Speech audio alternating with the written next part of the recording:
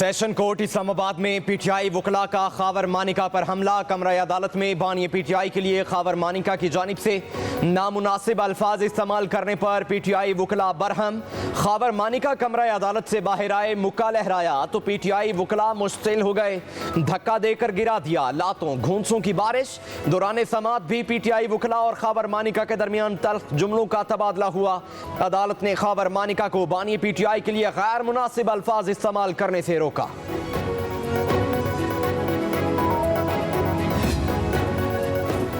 District and session court Islamabad के जज शाहरुख अंजुमन ने रजिस्ट्रार इस्लामाबाद हाई कोर्ट को खत लिख दिया। निकाह केस में सजा के खिलाफ अपीलें दूसरी अदालत को मुंतकिल करने का कहा। जज ने लिखा, खावर मानिका ने मुझ पर अदम एतमाद का इजहार किया। अदम एतमाद की दरख्वास्त इससे कबल ही खारिज की जा चुकी। दोबारा अदम एतमाद के इजहार के बाद अपीलों पर फैसला सुनाना दुरुस्त नहीं होगा। दरख्वास्त है अपीलें किसी और अदालत में ट्रांसफ़र कर दी जाएँ।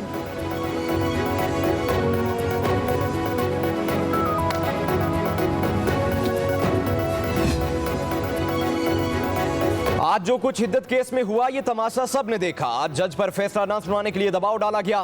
कोशिश की जा रही है कि मुकदमात के फैसले न हों। हिद्दत केस गर्मियों की छुट्टियों के बाद लगाने की कोशिश की जा रही है। तर्जुमान पीटीआई रऊफ हसन की न्यूज कॉन्फ्रेंस। कहा, लगता है बानी पीटीआई को जेल में मजीद वक्त गुजारना पड़ेगा। तोशाखाना पर एक और मुकदमा बनाने की तैयारी भी की जा रही है। हम इंसाफ का कत्ल और रियासत को कमजोर होता देख रहे हैं। बोले, वजीर आजम ने अदलिया के खिलाफ तकरीर की। ये लोग आज भी जजेस को खरीदना चाहते हैं। आसिफ जरदारी ने दुबई में मलिक रियाज से मुलाकात की कोशिश की। हमीदुर रहमान कमीशन में फौज के खिलाफ कोई बात नहीं की गई। तहरीक इंसाफ के रहनुमा बैरिस्टर गोहर कहते हैं, निकाह केस का फैसला ना होने देना मुखालिफिन के प्लान का हिस्सा था। जज साहब पर केस ना सुनने के लिए प्रेशर डाला गया। यह इंसाफ का कत्ल है। शिबली फराज बोले, वही जज सुरखरू होंगे जो प्रेशर में इंसाफ के मुताबिक फैसले करेंगे। उमर अयूब ने कहा, कमरा अदालत में खावर मानिका ने इश्तियाल अंगेज गुफ्तगू की। हमारा मिशन बानी पीटीआई और बुशरा बीबी की रिहाई है, इसीलिए चुप रहे।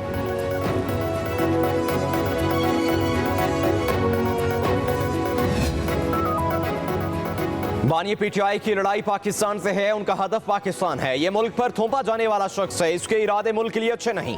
सिंध के सीनियर वजीर शर्जील इनाम ईमन की गुफ्तगू। कहा, बानी पीटीआई इदारों और शहदा के खिलाफ साजिश कर रहे हैं। इन्हें पहले 1971 क्यों याद नहीं आया? उन्होंने सवाल किया कि बानी पीटीआई का सोशल मीडिया हैंडल कौन कर रहा है? क्या उन्हें जेल में सोशल मीडिया के इस्तेमाल की इजाजत है?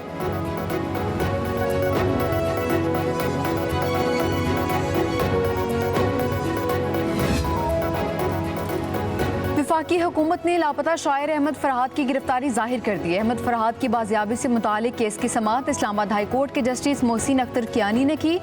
दौरान समात अटॉर्नी जनरल मंसूर उस्मान अवान ने इस्लामाबाद हाई कोर्ट को बताया कि अहमद फरहाद गिरफ्तार और आज़ाद कश्मीर पुलिस की तहवील में है। अटॉर्नी जनरल ने थाना धेरकोट आज़ाद कश्मीर की रिपोर्ट में अदालत में पेश कर दी।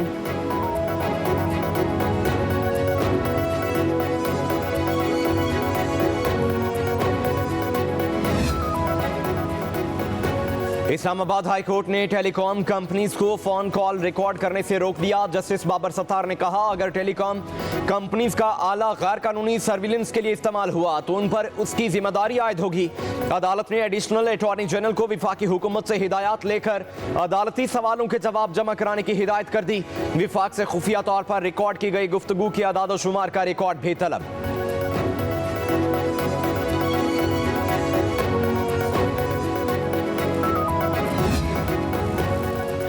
पीटीआई के निशान के अदालती फैसले पर तनकीद पर सुप्रीम कोर्ट ने ब्रिटिश हाई कमीशन को जवाब दे दिया। चीफ जस्टिस पाकिस्तान काजी फाइज ईसा के हुक्म पर खत रजिस्ट्रार सुप्रीम कोर्ट ने लिखा। कहा गया, सुप्रीम कोर्ट ने गलतियों का अजाला किया है। ज़रूरत इस अमर की है कि बरतानिया भी गलतियों का अजाला करे। आम इंतखाबात इसलिए बर वक्त नहीं हो सके कि सदर और इलेक्शन कमीशन तारीख के ऐलान के इख्तियार पर मुत्तफिक नहीं थे। सुप्रीम कोर्ट ने मामला 12 दिनों में हल किया। 8 फरवरी को आम इंतखाबात हुए। इंट्रा पार्टी इंतखाबात सियासी जमातों में जमहूरियत के लिए ज़रूरी हैं। खत में कहा गया, इंट्रा पार्टी इलेक्शन के हवाले से फैसले पर आपकी तनकीद बिला जवाब थी।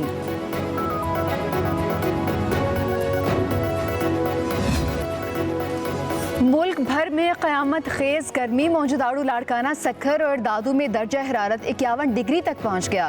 नवाबशाह, सिब्बी, तुरबत में 50, बहावलपुर 49, मुल्तान, डीजी खान, डेरा इस्माइल खान में 48 डिग्री रिकॉर्ड, सरगोदा, साहिवाल, फैसलाबाद में 47 डिग्री, लाहौर और हैदराबाद में पारा 46 सेंटीग्रेड, पेशावर 41, इस्लामाबाद 40, मुजफ्फराबाद 36 और कोयटा में पारा 32 डिग्री को छू रहा है।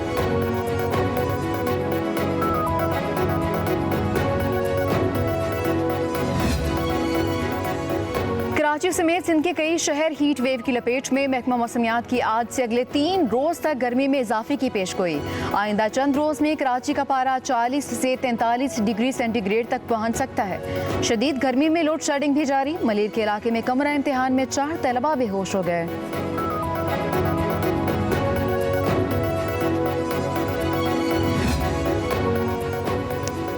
कराची से खैबर तक बिजली की लोड शेडिंग ने अवाम का जीना मुहाल कर दिया। जिला खैबर में लोड शेडिंग के 27 शहरियों ने लंडी कोतल ग्रिड स्टेशन पर दावा बोल दिया। मुश्तल मुजाहरीन ग्रिड स्टेशन के अंदर घुस गए, धरना दे दिया। मुजाहरीन का कहना था इलाके में लोड शेडिंग 20 घंटे से बढ़ चुकी। गिलगित बल्तिस्तान के इलाके चिल्लास में भी गैर एलानिया लोड शेडिंग के खिलाफ मुतादिद मकामात पर एहतजाज।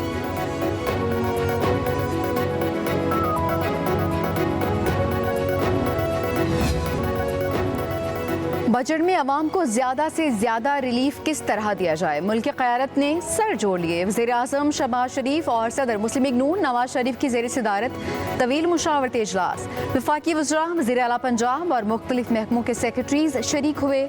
आइंदा माली साल के बजट के हवाले से तजावीज़ थी।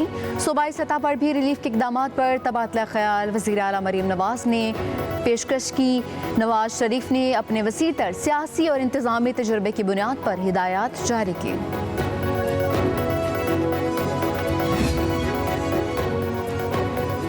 हुकूमत और अपोजिशन के दरमियान कायमा कमेटियों की तश्कील का फार्मूला तय पा गया। कौमी असम्बली में 9, नून लीग को 12, पीटीआई को 9 कायमा कमेटियों की चेयरमैनशिप मिलेगी। पीपल्स पार्टी को 7, एमक्यूएम को 2, जेयूआई, काफ लीग और बीएपी को एक कायमा कमेटी की चेयरमैनशिप दी जाएगी। कौमी असम्बली में खाली नशीसों की वजह से 3 कायमा कमेटियां खाली रहेंगी। हुकूमत चेयरमैन पीएसी सुन्नी इत्तेहाद को देने पर रजामंद हो गई।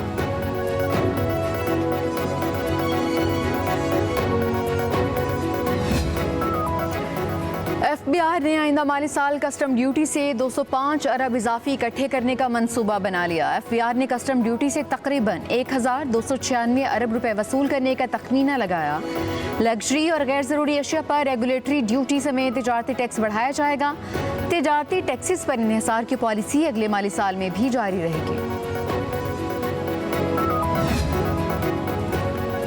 एलपीजी की कीमत में 70 रुपए फी किलो कमी हो गई। कीमत 250 रुपए से कम होकर 180 रुपए फी किलो पर आ गई। Chairman LPG distributors Irfan Khokhar के मुताबिक दरामद शुदा एलपीजी के 3 जहाज कराची पोर्ट पहुंचते ही ओजीडीसीएल ने पैदावारी लागत कम कर दी। लोकल और इंपोर्टर्स के दरमियान तसादुम से एलपीजी की कीमत में कमी हुई। ब्लैकमेलिंग में ओगरा और हुकूमती इदारे खामोश तमाशाई बने रहे। एलपीजी का एक और जहाज 2-3 रोज में पाकिस्तान पहुंचते ही कीमत में मजीद कमी होगी।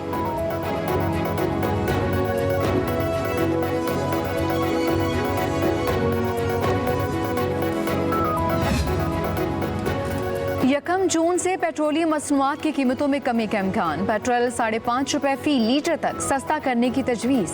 हाई स्पीड डीजल की कीमतों में भी 4.5 रुपए फी लीटर तक कमी का इम्कान। लाइट डीजल 5 रुपए और मट्टी का तेल 2.25 रुपए सस्ता हो सकता है। पेट्रोलियम मसनूआत की कीमतों में रद्दोबदल की हतमी मंजूरी वज़ीर आज़म देंगे।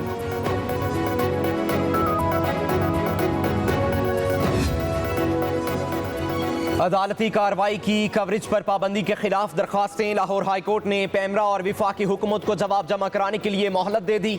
अदालत ने पाबंदी से मुतालिक पैमरा का कानून भी तलब कर लिया। दरखास्तों पर लार्जर बेंच की तश्कील के लिए मामला chief justice Lahore high court को भिजवा दिया गया।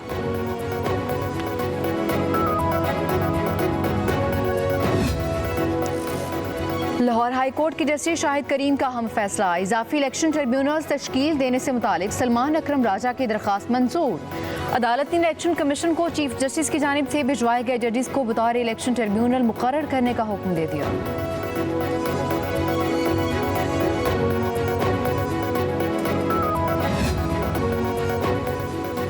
बुलेट प्रूफ गाड़ी की खरीदो फरोख्त के लिए वजारत दाखिला का इजाजतनामा लाजमी करार। 30 करोड़ रुपए टैक्स देने वाली कंपनी और 3 करोड़ टैक्स देने वाला शख्स बुलेट प्रूफ गाड़ी खरीदने का हल होगा।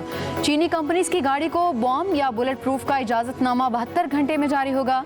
30 करोड़ टैक्स देने वाली को 2 गाड़ियां, 50 करोड़ तक टैक्स देने वाले को 3 गाड़ियां लेने की इजाजत होगी। 1 अरब से ज्यादा टैक्स देने वाले को 6 गाड़ियां खरीदने की इजाजत होगी। 6 माह टैक्स की अदायगी न होने पर बुलेट प्रूफ गाड़ी का इजाजतनामा मनसूख हो जाएगा।